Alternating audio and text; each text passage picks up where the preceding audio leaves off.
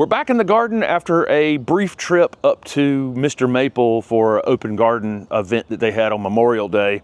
We'll have a couple videos from that. We did a tour in the greenhouses there, and then we brought several plants back from that trip that we're excited to show off. So there'll be a couple pieces of video content from that. We are about to mulch the garden here. The open garden event is now, as I'm filming this, 3.5 weeks or something like that away. And we have not mulched out here this season because we were letting the mulch thin down. We had just over mulched it. I got to the point where I slightly over mulched it, but because it over mulched, because of two things happened. One, we weren't around that much last fall, and we didn't pull out annuals as quickly. Some of the self-seeding annuals, like the Summer Jewel Salvia would be an example of that. And they seed themselves here in the garden, and stuff's going in close to one there. So we have a combination of a few weedy things and then a couple of self-seeded annuals that have come back in the garden. We've got to take care of those. We'll just knock the heads off those with the shuffle hoe, or the stirrup hoe, if some people call it, and then we'll mulch. In the annual borders where there's still room and I can see the ground, I'll probably just put some pine bark there, and then we're gonna use double shredded hardwood in the beds. We'll show you that when that takes place, and then the garden should look great. We're ahead of where we were last year at this time as we were scrambling for the open garden because I was still building a patio and several other things. This year it's just putting final touches on things, which feels much better than it did last year, gearing up for that. Plus last year it wouldn't rain, so we were watering, planting, mulching, and building things. And so this year, at least, it's a much easier lead up to the event. The Enduroscape Red Verbena, I talked about this when I put it in. It's just so good. You know, it's just, these Verbena are so much better than they used to be. You see the bee back there. That's a native bee on that salvia. That's another salvia that seeded itself out here. So we'll leave some of them, and if they come up in a place where it doesn't matter, like that red one there, we'll just leave it. Obviously, we do have to rescue a few things though, as these annuals and perennials. This is a perennial Verbena, but as this Verbena, you know, grows into that, into the pine there, we're gonna have to get it off of there. So any of our annuals or perennials that are hurting other plants, we'll have to rein them in a bit. But you see how fast that grows. It's just a tough plant. This is a tough spot too, because this drops off. I don't know if you can tell, there's probably a 2-foot drop off to where stuff is down there with the camera. So it's really dry here. And that stuff just blooms and blooms and blooms, and we can just shear it off, cut it back a bit, and it'll just come right back out from that. Again, all the annuals are filling in, you know, which is the goal here before, you know, obviously we have the open garden event on the 20th. We want all of these annuals touching one another. We prune, you know, on something like this, we'll prune about 1/3 of them at the time to try to get them all to, you know, we'll deadhead occasionally just to keep them fuller and keep them blooming longer during the summertime. But as we get closer to the open garden, we'll do less of that because we want it in absolute full flower when folks come. But we have a crinum lily that's blooming here, and what is this one called? Stripe? Candy twist. Candy twist. I always want to call it candy stripe for some reason. Obviously there's a stripe in it, but this candy twist, this one has more sunlight this year. It's got another flower spike I see coming from the bottom, and it may end up with a 3rd down there. We had this one in too crowded of a neighborhood, but now it's got some space, it's got some sunlight, and it's able to really fill in. And now it's gonna have, because it has more foliage and more sun, then next year it should be even better than it is this year. We have a net around the annual borders out here, around the paths. I'm about to take that down. I think the annuals are now big enough that they could withstand a little bit of rabbit damage if the rabbits came in here. A lot of the stuff they won't eat anyway. They won't eat the salvia. They typically don't eat the zinnias, but there are a few other things out here they'll just eat to the ground if we allow it. So we've allowed them to get some growth on them. We may fertilize. We've got 3 weeks before people get here, and so we may hit these with a little bit of fertilizer just to get them to fill the rest of the way. Make sure they're filled the rest of the way in, because we actually want them overlapping the paths. I don't want you to actually see the edge of the path here. You know, I want it to just kind of fill in and flop over in the path a bit, so it softens the edges on all the paths. But everything else is filling in, I think, pretty good. The pink filigree Japanese maple that's back here, it got bitten off by a deer last year, and it's come back out from it beautifully. But that one's looking good. We've ended up with a lot of Japanese maples in this garden, and we just brought 3 more back, dwarfs, from Mr. Maple. We'll show those off. They'll end up, I think they'll end up in containers ultimately. There's some spirea back here that's finishing up flowering. We didn't show all the perennials. Finally, we've had such a cool spring that the daffodils just hung on and have hung on and hung on, which is probably good, because that foliage on the daffodils, you know, is what rebuilds the bulb after they flower. But we are ready for them to leave and get back underground, and so we know what the perennial border actually looks like in there. It's kind of hard to know. It's stretched the perennials up a bit to have them growing inside of those daffodils all this time. But looks like, I mean, there's probably a couple little gaps in there. Probably a couple things that didn't come back that we don't even know didn't come back, because there were so many bulbs in there overall. One other thing, we moved a Cestrum Parquet that we had. I'll step over this. We had a Cestrum back here, and it was in too much of a crowded neighborhood. It blooms yellow all summer long. But everything back here is happier now because we moved it out of here, and it got moved over to the fence out by the street.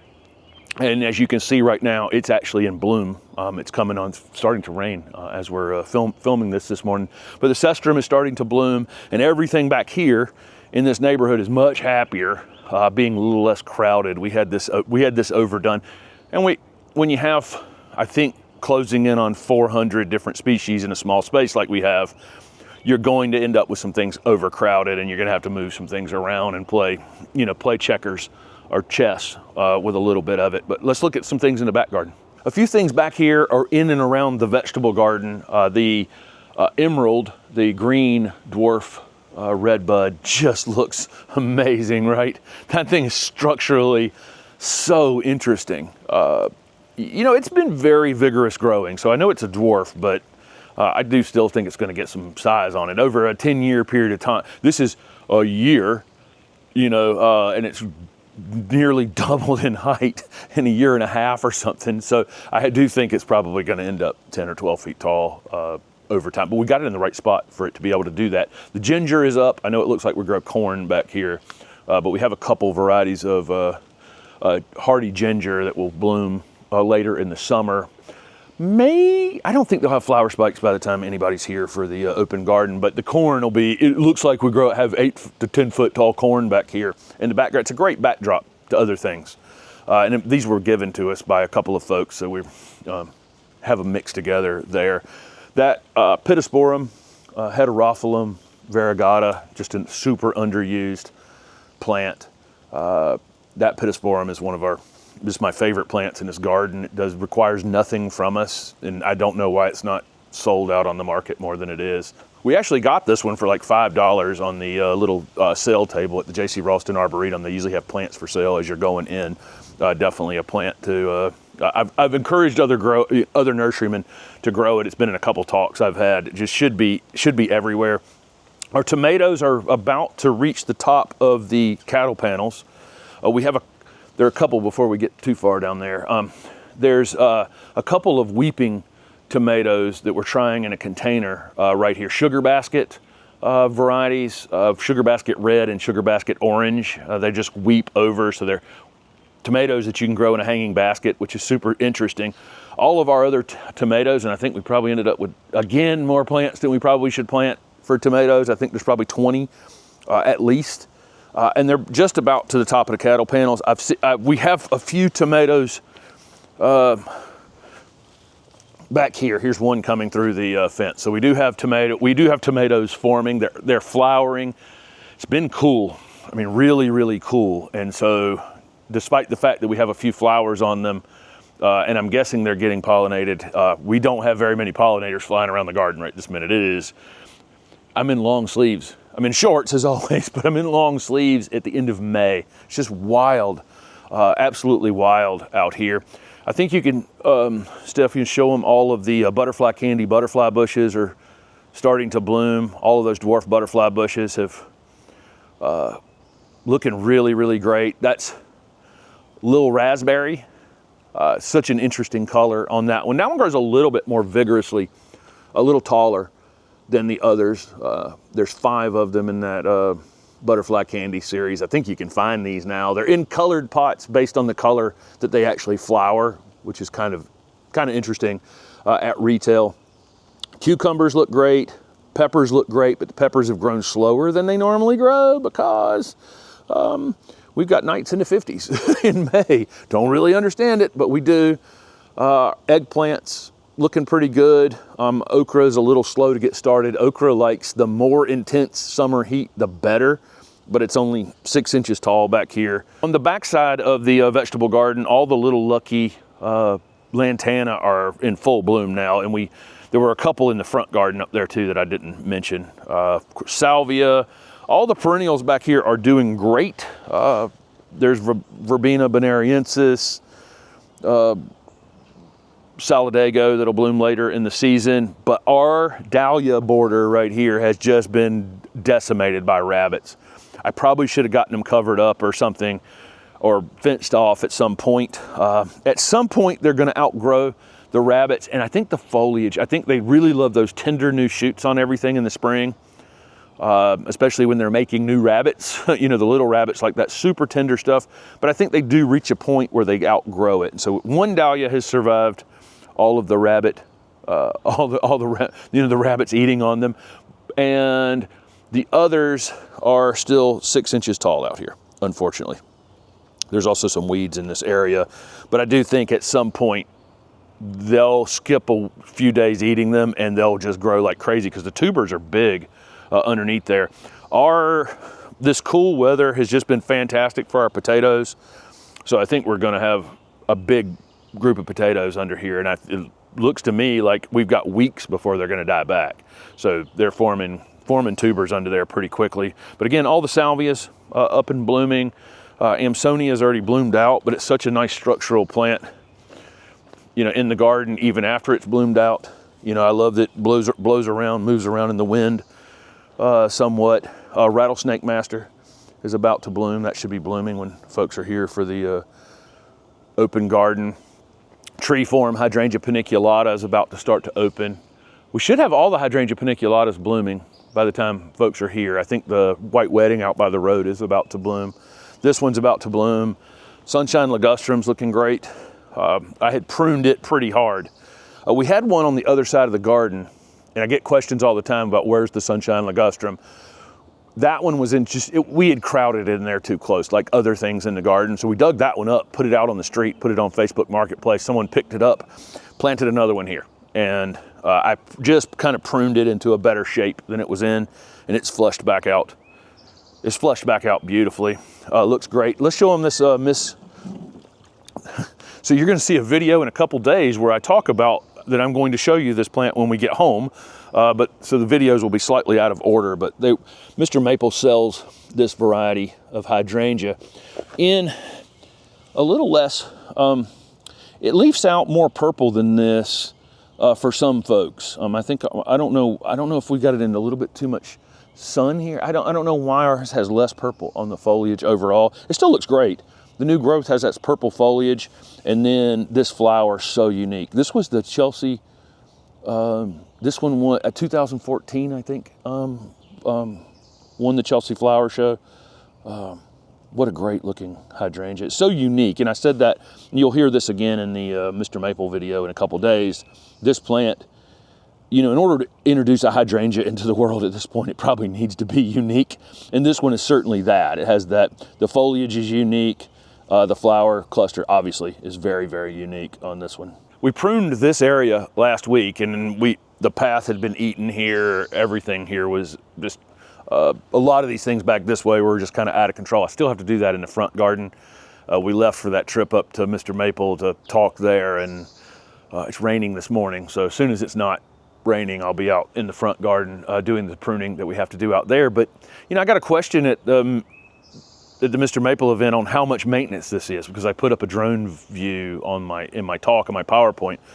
And, you know, it's just not that much. I mean, the amount of pruning that we've done this season out here is just not much. And I spent more time editing it and talking about it than I actually have in actually doing it. You know, the work that has been, you know, that gets done. Now, seeding all these annuals in the house, you know, that is a lot of time and creating these annual beds. But if we got rid of the annual portion of this, and all we were doing was doing cutbacks, maintaining things from eating one another, that kind of thing, and we were just mulching and the weeding that we have to do out here, that would not be much. I mean, I would say that more than 50% of the labor that goes into this project every spring is related to the annuals that are out here. So, you know, that's just putting that into context. But we love them because they're so colorful. I mean, we'll have them until November blooming out here. We have moved a few things around. The striptease hosta was in a bad neighborhood back here.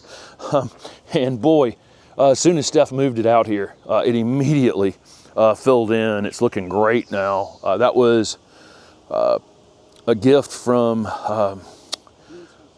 Lynn Swanson, gave us that. Steph we had seen it one other place and then had happened to mention that we liked it. And the next time we were up at the Swansons, she had dug a piece up for us, because that's, you know, this is the way gardeners are. And hers wasn't even very big at the time, so it was really super generous to have dug it up as small as it was and divided it for us. So, you know, appreciative of those kinds of things. You know, when you have somebody over to your garden, if you have something that's dividable like that, you know, pop them a piece out, put it in a pot, and they'll appreciate it. And then where it resides in their garden, you know, it's a memory of that person or that time or that thing that you went and did. But I think the garden is... That's this little baby boomer last time we were there. Oh yeah, that little baby boomer hosta is another gift from the Swansons when we were there last time. And there's again another one that was very small, hard to get divisions off of that one. So another generous thing that happened up there. That see show off the calla that's back in there. Got this pink calla lily that's blooming. That thing is really super, super striking. Need to get a little bit more height on it next year. But again, I think the garden is really, really showing off, and I'm excited for you guys that are coming to the open garden to come and take a look at it. It's really hard on camera to show how many things are actually here. This is one of those things, I think if you could walk through it 10 or 15 times and probably find something new every single time you walk through it. Because at some point you would, the conifers aren't something that are probably on your radar when you're here with all these flowering things, when they'll be flowering in June. But then if they do show up on your radar and you start thinking about it, there are a lot of conifers in this garden. There's actually now a lot of Japanese maples. We didn't intend to, but there's a ton, there's a Makawa Yatsubusa there. And over here is this green twinkles. Yeah, this green twinkles that got planted. I was looking at that. What was that leaf that was sitting on top of it? But there's two right there. Hot blonde is a little further up the path. You can stay there, Steph, and I'll go and stand here. There's another one there. There's a Bihu Japanese maple that's just beyond that. There is a Tamukiyama Japanese maple that you guys have seen forever here in the garden. I don't think we meant to have this many Japanese maples, but every time you go somewhere and you see another one, there's so many that are so interesting, and there's always another one that will fit the space, in some different way. When I was talking about the Sunshine ligustrum over there, that Twombly's Red Sentinel was over there, and it's tall and narrow, so it kind of fits that space over there. It's kind of interesting. that every time we're around Japanese maples, there's we could probably fit that somewhere. We could probably fit, it's got a shape that we could fit somewhere in the garden. So let us know down below what's going on in your garden. We're about to actually get some real rain here, which is just great because it saves us from a lot of the maintenance that we were doing, because we went 6 weeks leading up to the open garden last year with no rain the entire time, and we wanted the garden looking its best, and so it was a lot of work last year.